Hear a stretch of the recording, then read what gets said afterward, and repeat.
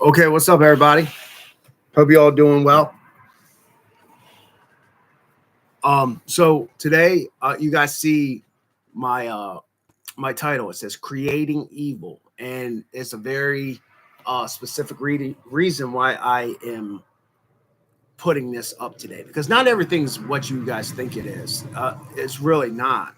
Especially if you guys have gotten a chance to live a life anything close like mine, right? I've been pronounced clinically dead 9 times by one doctor alone at Carroll County Hospital. That was not even the other times that I was in accidents that were pronounced dead by other places. I was a recovering addict. I've been in lots of car accidents, clinically dead multiple times. Uh, and once you go to the crossroads that many times, you will ultimately there a door will open, and it's happened to me. Even though I was always blessed as a child, be able to see like through the veil, it's really opened up since like 2019 is when this stuff started happening to me. But um, so if you get to the point where you start questioning things, right? Which I do, I have like a brain that doesn't ever shut up. If look at something, I have to analyze it 20 different ways and then revisit it and look at it those 20 ways again. Um, so I have people on here that are close to me. Some of these people are really close to me. If you think I'm talking about you, probably not, because I'm talking about several people. I have 4 people that message me about my videos and tell me that uh, that's not the Christian way of looking at things. God's mad at you. Like, why are you mad at God? All these messages, I don't even respond to them, right? Like, this is what this channel's about, analyzing and looking at things spiritually from different angles. And if you can't have the brain power to expand your realm of thinking outside, this channel's not for you. So just stop coming here and leaving me comments, because I'm not going to feed into that negativity. I'm ultimately here to give my opinion and share my knowledge and my wisdom that I have uh, gained over the last 37 years. And so not everything is what you guys think it is, man. And especially when it comes to the Bible. All right. So when I was locked up, I did 3 years in county. This is the book that I had. This is the only book that I actually had in my cell. It was a Bible. I have read this thing many times. Usually not front to back, but I do read it like different chapters all the time. Like we visit it, right? So I probably read this book 10 times, right? So I want to go on here and start giving you guys Bible quotes and making you guys think about things differently than possibly the way you are already thinking about it. That God's the good guy, Satan's the bad guy, and that's it. There's angels and demons, and that's all there is. It's good and bad, right? There's not always just white and black. There is a gray area, okay? And we're going to get into this right now. This is a story, or no, I'm not going to tell a story. This is just a quote. This is from Isaiah chapter 45, verse 7, out of the newly revised version, NIV revised version. So this is the quote. I cause light to shine.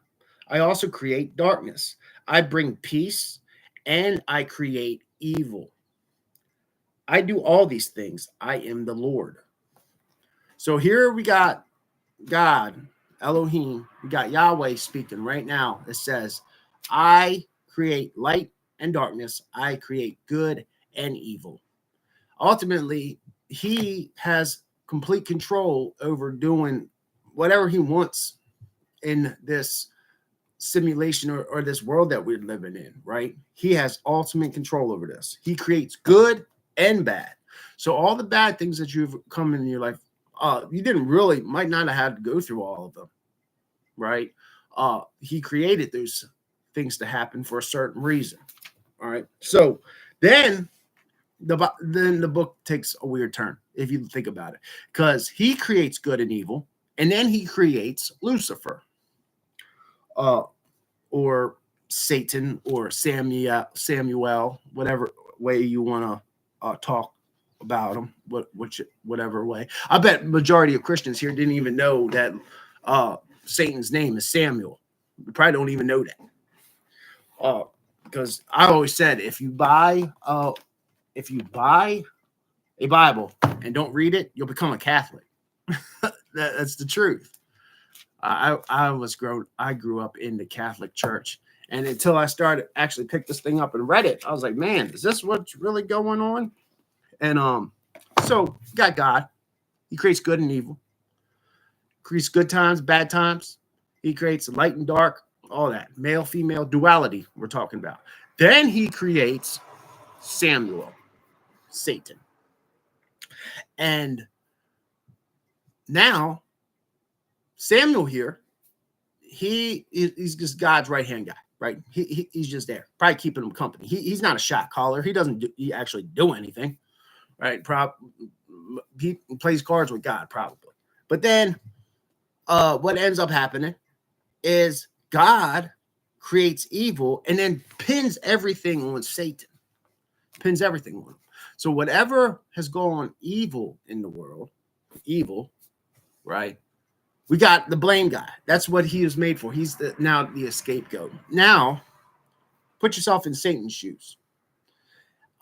Satan is looking at this guy saying, man, this is how you're running things. We could run things a lot better. As a matter of fact, you got people down there in the Garden of Eden that you're holding knowledge from. You want them in this slave-like utopia that holds information. That's why if they ate from the tree of the knowledge of good and evil, the tree of knowledge, right, of good and evil, the tree of duality. Now, if you eat from this and their eyes will become open and like God. And what it's really talking about is your third eye, your pineal gland. May your eye be single, right? That's what they're talking about, your pineal gland, your third eye. So once you become all-knowing, they become like the gods. Now, who actually did this, right? Who set up this whole scenario? I believe it was God, Elohim, that put these two in this prison-like utopia, ignorant. They only got clothes or nothing on. They just running around. God knows what's going on. And then he creates this rule not to eat of this tree. Like this is the exact example of setting you up to fail. He knows this. I have a child. He's 6 years old. You guys probably seen him on here before. And I know if I tell him, I'll be like, look, Jake, here's daddy's coffee. I'm gonna leave it right here. I'm gonna go in the other room for a little bit, but don't touch that coffee. Definitely don't drink it. All right, don't do it. What's going to happen 10 seconds after I leave out of this room? He's grabbing that bottle, at least grabbing that. He might even drink from it. Like I told him not to do it. That's the first thing he's going to do. And God being all-knowing, everywhere at once, omniscient, omnipresent, omniscient, all those omnis, all-knowing, everywhere at once. And we have now what ends up happening is that these two individuals are now punished for him setting them up to fail. And it leads down this whole story of bloodshed and genocide, the whole book of Joshua about the Canaanites. That's nothing but like God sends this soldier to go kill every last man, woman, children, and baby of the Canaanites. Now, that is a pretty wrathful and jealous God. Right? He even says it. I am a wrathful and jealous God. But what's good for him should be good for us, but it's not. Being jealous is I guess you would consider it one of the deadly sins. It's not quote unquote one of the deadly sins, but how can you make that a stipulation here?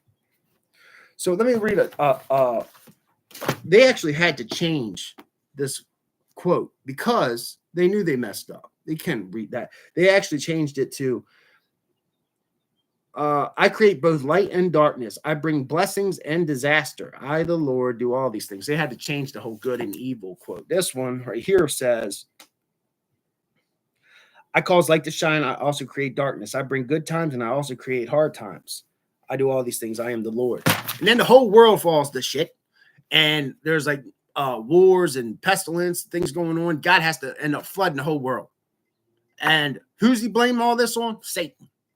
He blames it on his boy Samuel that he made. That's, you guys have somebody in your life that you just blame shit on? I know I don't. I wouldn't do that. Yeah. Okay, so look at it this way. All right. Think about Frankenstein, Dr. Frankenstein. Frankenstein wanted to create this being, tall, strong, powerful, but could ultimately just take orders and follow out as they need, and use his strength, his power to ultimately do out Dr. Frankenstein's will, his bidding. So who is actually the monster here? Is it his creation or is it Dr. Frankenstein? It's Dr. Frankenstein. If I have a puppy and I train it to be mean as hell, anybody walks through my front door, this thing's tearing into your legs. It's going to rip the flesh off your legs.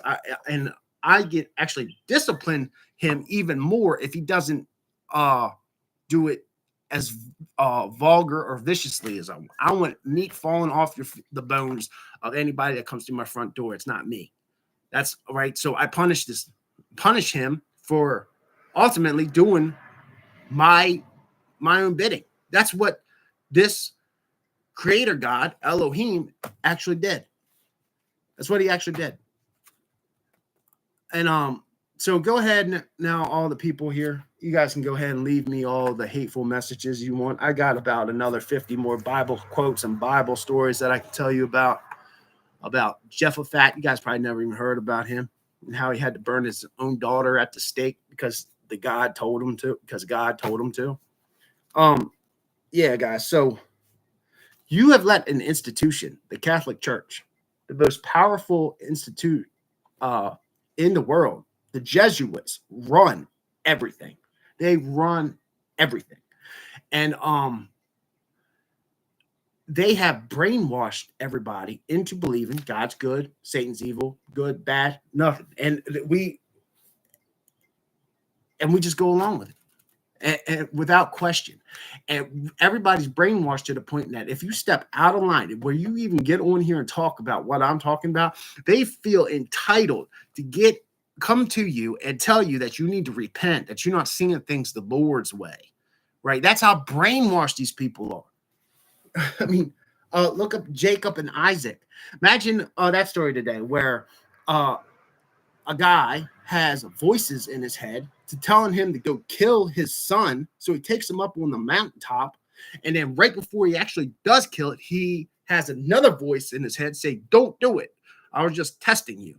And we praise and glorify this story. That's a great story. Fantastic. What if we had that on the news today about a guy that's kidnapped his child, went up to a mountaintop to sacrifice him, and then at the last moment decides not to, and then comes down and tells everybody? Would we glorify that story today?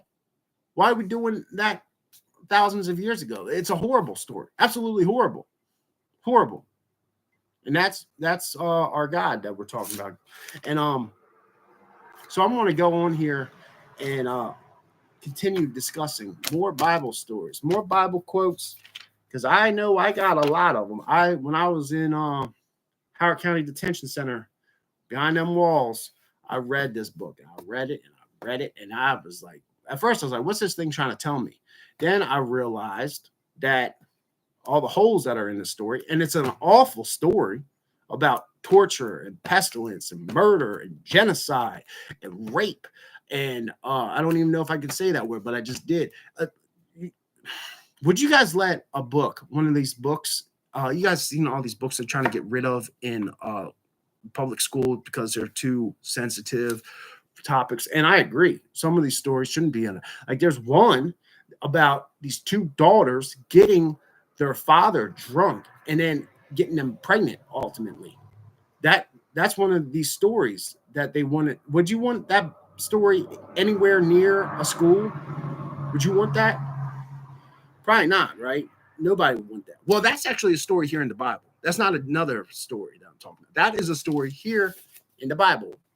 Horrible stuff. Absolutely horrible stuff. And but people think that we've gotten away from God's word. This stuff is awful, guys. It's freaking awful. And what you guys need to also know is that this story is actually, these stories are allegories. These stories are metaphors for something deeper, like Noah's Ark, the story of Noah's Ark, coming out of a storm and having a fresh start. David and Goliath overcoming impossible odds. That's what that story is about. Whether these stories actually happen, probably not. There's no actual proof that Solomon existed, yet alone King David. There's no actual proof. If there is, please go ahead and provide it for me. But I'm telling you guys, there's no actual proof that not only Solomon, but King David, Goliath, all that. It's a metaphor. You know, Jesus coming from heaven to earth, 3 days in the tomb, and then raising back again on the third day, right? This is all an allegory for your pineal gland releasing the Christos, the Christ oil, the sacred secretion down your 33 kundalinis, your spine. That's why Jesus was crucified at 33 years old. Spent 3 days in the tomb, or which is the root chakra, right? This is right where your butt is, or you can think about it, maybe your feet, depending on what's grounded to the earth. And after spending those 3 days, he rose again to heaven. This is the story of Jacob's ladder, the story of the prodigal son. This is the story of Saint Nick coming down the chimney and leaving you presents. So when your astrological sign, like I'm a Virgo, when my astrological sign goes into the moon, the secretion is then released from your pineal gland. If it's decalcified and you haven't been messing with any of the 7 deadly sins, as long as you haven't done that, your temple's purified, haven't had sex, haven't, you've been meditating, keeping your body pure, fasting, praying, and meditating, then the secretion will actually lift back up. Jesus was crucified on Mount Gartha, meaning the place of the skull. The place of the skull, guys. It's telling you this, that may your eye be single. That's exactly what this is talking about, guys. So I hope y'all are picking up what I'm putting down here. So go ahead and send me your hate mail. I'm not going to respond to it. It's just freaking ridiculous, man. But I just hope that somebody's out here listening to me, that there's something wrong with this text. There's something seriously wrong with it. So, all right, guys. Until I see you guys again, peace.